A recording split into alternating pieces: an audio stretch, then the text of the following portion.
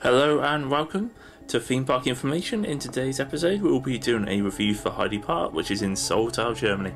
Let's get straight to the point, and when this theme park is on point, on song, it is a phenomenally good theme park. You have such rides as the wooden roller coaster Colossus, which opened in 2001 and is one of the highest wooden roller coasters in the world.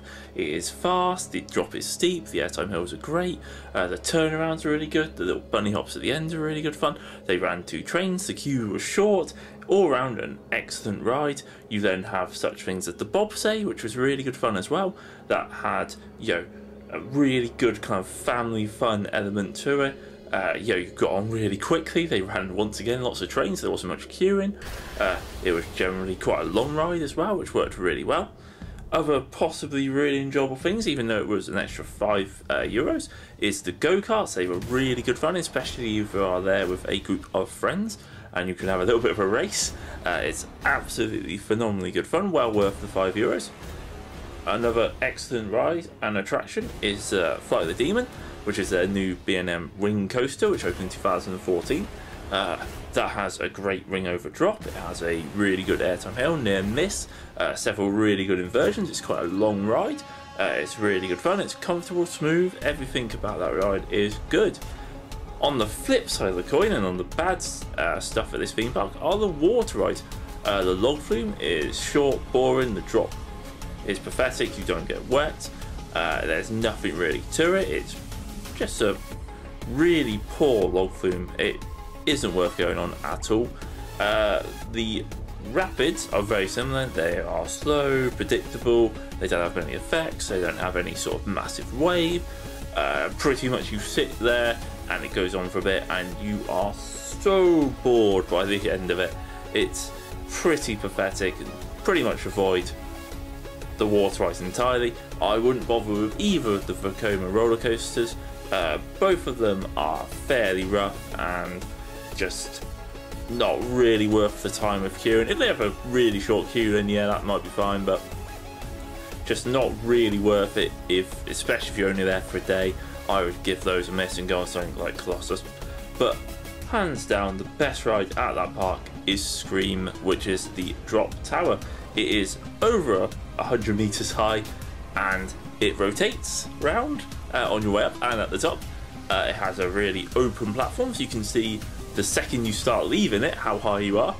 The drop itself is forceful, intense and quick.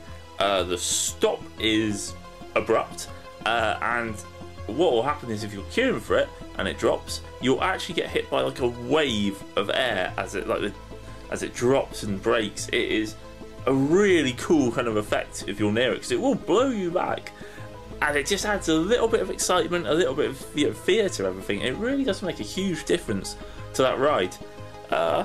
They do have several other roller coasters there. They have a Desert Race, which is pretty much a Rita clone at Alton Towers.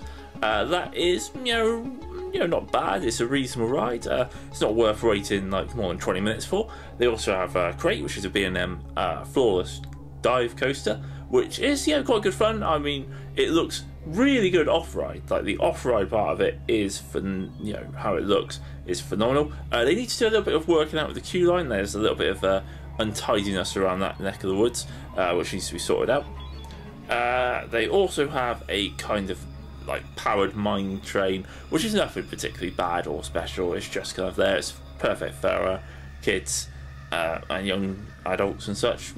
Nothing really could be too critical about that. Some of the thrill rides I feel are kind of just being plonked there in a zone, which isn't particularly great. Sadly, one of the best thrill rides they have, which is a top spin, was closed, which is a little bit of a shame, but can't have everything your own way when you're a theme park. Overall, the park was clean and tidy.